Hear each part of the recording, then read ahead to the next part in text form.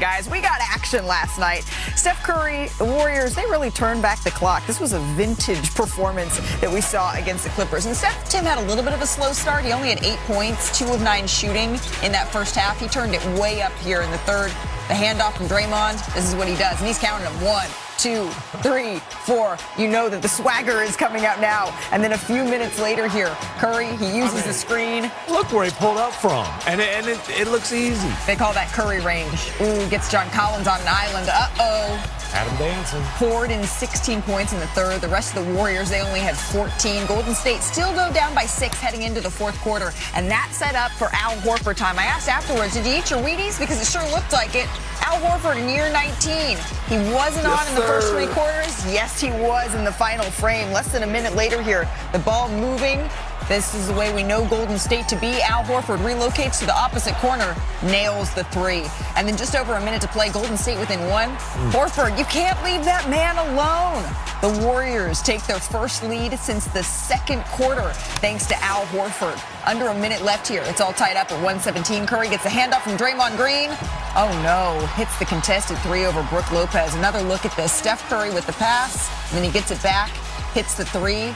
He has a fan ask if it went in. Did it go in? Go in? Oh, yeah. Curry's fired up after that one. And that brings a big smile to Jimmy Butler's face right there. 50 seconds left here. Clippers down 3. Draymond Green with the steal. He was fantastic defensively in this game. Brandon Podziemski takes it the other way. Fouled. The bucket. It counts because of goaltending. Draymond Green, that defense, so key for Golden State. And then Mathurin with the goaltending goal. So the Warriors starting to feel it here. Next possession. This is more from Green, Tim. Leonard looks to drive, but Draymond pokes it the other way. Seals it for the Warriors. Green held Kawhi to just 1 of 6 shooting on the night. Here he was on his mindset defensively. For me, I wanted to try to limit the amount of shots that he could get as opposed to thinking I'm going to stop every shot that he takes. That's not realistic. With the efficiency that he plays with, that's stopping 10 more points. You know, if I can get him to take 3 or 4 less shots. Defensive masterclass from Draymond Green. And the Warriors get to win 126-121. And that's after Golden State trailed by 13 with just under 10 minutes left. And then they went on to outscore the Clippers 41-23 the rest of the way. They made 8 of 10 threes in that span. That's like the Splash Brothers, right? They didn't commit a turnover, maybe more importantly, in that frame as well. So let's take a listen to Steph Curry, Steve Kerr. Pretty excited after this one. This is why Steph came back.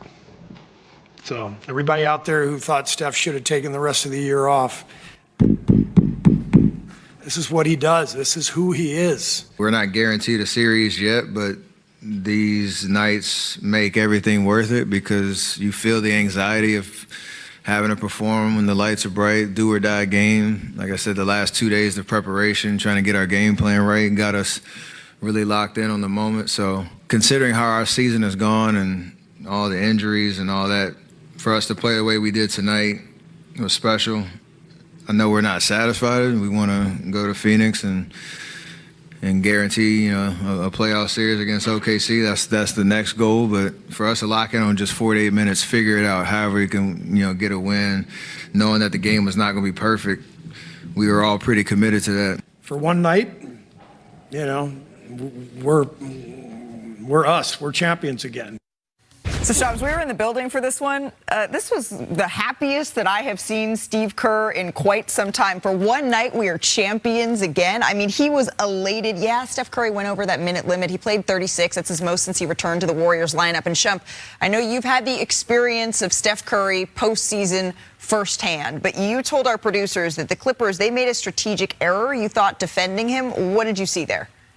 Yeah, and especially me getting the chance to play under T. Lue. I watched a ton of film with knowing that Steph Curry is just nursing that right knee. To see him go left as much as he did was actually concerning if I'm looking at it from a standpoint of what the Clippers were doing in their game plan defensively against him.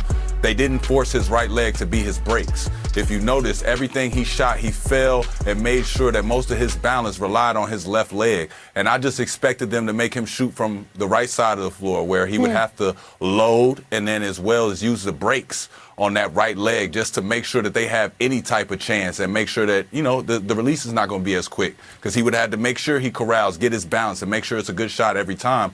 It was concerning to me. Everything that he did was going left. He was putting on the brakes to do a quick step back. It wasn't one of those hard step backs. It's like a quick side step to a step back. And I just thought that I would see more forcing him downhill to have to explode going left and then cutting that step off, cutting the step back off and then getting him to the right side of the floor if he is going to raise for jump shots, to make sure that that right foot has to hit last and that he has that balance.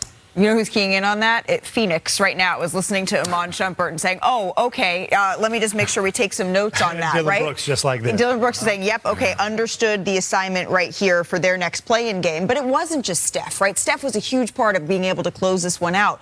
But Draymond's defense on Kawhi Leonard, Kawhi even had high praise for him, called him a Hall of Famer. This is why he's a Hall of Famer after the game. Yeah, these were the two pillars of the Warriors dynasty, giving us a glimpse of that greatness, reminding us of why they're going to be first ballot Hall of Famers. And I don't know, has there been a better defensive quarter played by anybody this season? I'm sure Wemby has the case, but as Kawhi said, it was hard to even get a shot up. I mean, Draymond just draping him all over the floor. Certainly one of the most versatile, dominant defenders that we've ever seen. This is a guy who can anchor a defense and who can say, hey, I'm taking the challenge of an elite scorer on ball. He's not going to be able to get shots up, and then coming up with the two huge steals down the stretch when the Warriors needed those stops the most. And he was a little under the weather, right, Chums? Yeah, vintage Draymond Green. Right. This was a defensive masterclass. But to me, what was even more impressive was team sources told me Draymond Green was sick. He was throwing up, puking all over the place in pregame. Sideline, in the back area by the locker room.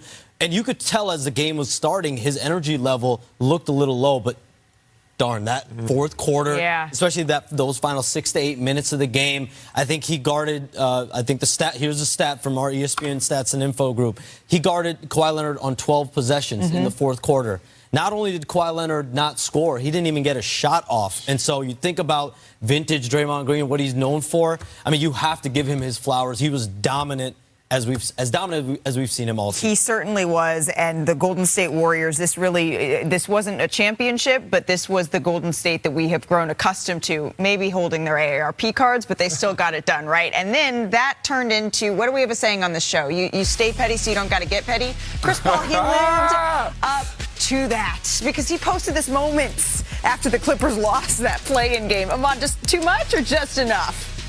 I think it's just enough, man. I like petty. I like petty. This is best for the storyline. I saw that picture right before we started this. I got my shades on. It gave me a chuckle. I actually texted him. I was like, come on, man. This is too good. All right, though. The playoffs, they're almost here. Last season ended in disappointment for the Cavs, but the stakes, they may be even higher this year. Hear from Donovan.